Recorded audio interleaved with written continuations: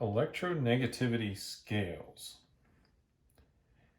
Linus Pauling, back in the 1930s, introduced the idea of electronegativity to describe bond energies. And that is because he noticed that polar bonds have higher bond energies.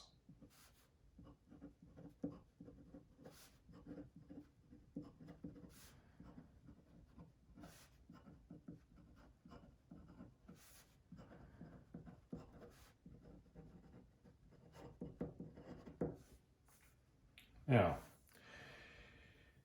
he translated this for convenience into a scale that labels carbon at a value of 2.5,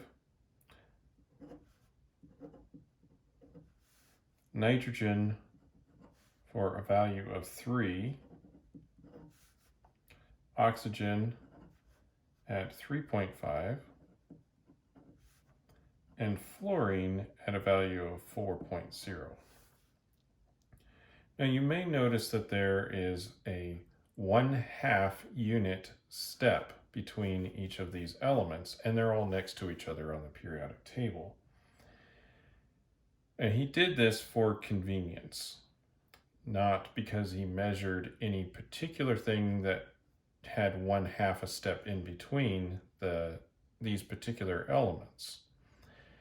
Now, it is true that fluorine has higher bond energies than the corresponding other elements, so it was given the highest electronegativity at the time. And then he has taken this scale and fit other elements such that the properties that he is observing fit with the scale that was established between these 4 elements. So you may note that there is a somewhat arbitrary nature to electronegativity.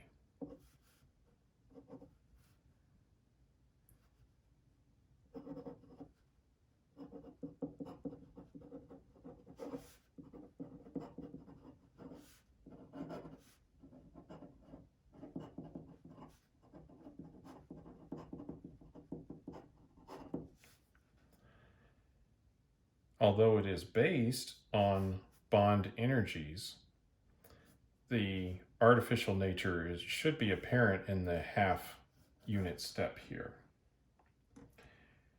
Now, scientists have looked at this scale and wanted to establish it as a connection to something that we can actually measure a little bit easier and extend it to more elements because of that.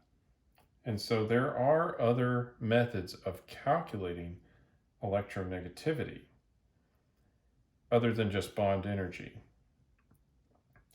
And these have been developed, but because Linus Pauling came up with this scale and lots of people are familiar with it, in general, electronegativity scales are adjusted such that fluorine falls at about 4 and carbon at about 2.5, and kind of keeps these units similar when we still calculate other things. Just again, largely for convenience, and so that we can recognize what they mean and it's easy to talk to each other as if this is an established concept. So one way to calculate electronegativity is by using what's called configurational energies.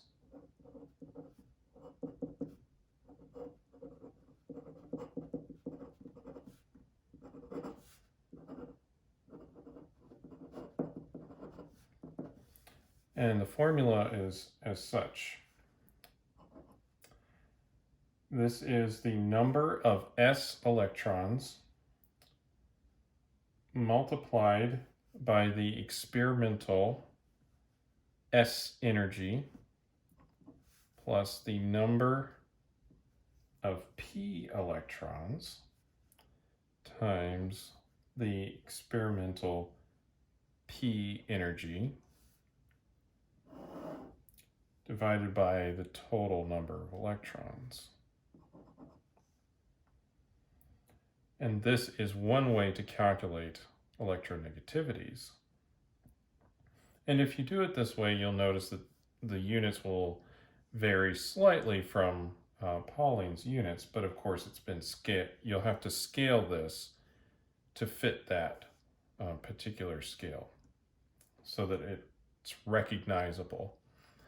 Now you'll notice that one of the advantages to some of these other scales is that you can calculate it for atoms that do not form bonds, such as helium and neon. And rightly so, because of the larger nuclear charge per electron, they have a higher electronegativity. And of course, they're to the right of fluorine on the chart, so we would expect it based on the periodic trend that is observed. Now, there are other methods that I will briefly mention. You can use electron affinity and ionization energy. You can average those two.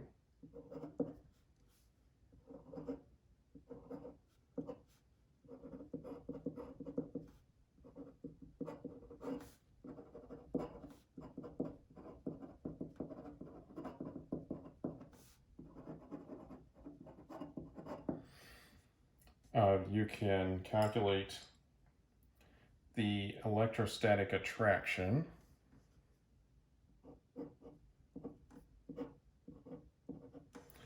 by looking at the nuclear charge divided by the radius squared.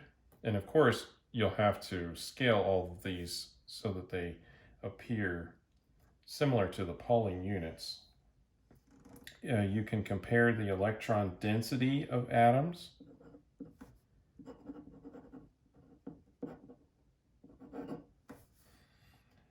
And you can compare the average energy of the valence shell electrons.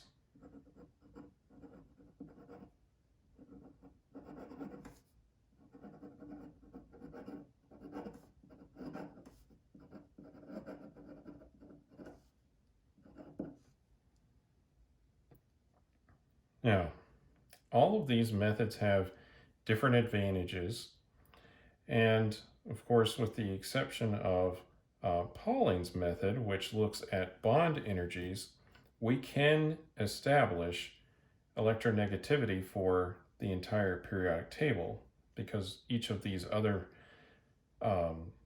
quantities we can measure. We can measure electron affinity, we can measure ionization energy, we can measure nuclear charge, radius or atomic size. All of these are measurable. That said, electronegativity was developed from something that does vary from one molecule to the next. Bond energies are close to each other, like a carbon-fluorine bond is very similar to a carbon-fluorine bond in two different molecules, right? One in one, one in another, but they're not identical. And so electronegativity effectively does vary based on what molecule you're talking about. And so it's harder to have a precise measurement with this because of the variability. It's still a very useful scale because we can tell a lot about the polarity of a molecule just simply by knowing their electronegativities and comparing them. But it's not an absolute scale. I should also mention that it is possible to measure the electronegativity for a group of atoms. For example, you could determine the electronegativity for CF3. and you would know that this is an electron withdrawing group. And since this is based on bond energies or other quantities, you can measure this by looking at the effect of this bond. And you could compare that to, say, the hydrogen equivalent, so CH3. And you should notice that this bond would be stronger than that one just due to the polar nature of this group. So that's a little bit about electronegativity scales. It was originally developed based on bond energies, but we've since adapted multiple scales to fit Pauling's original one, but we are attempting to connect it to measurable quantities.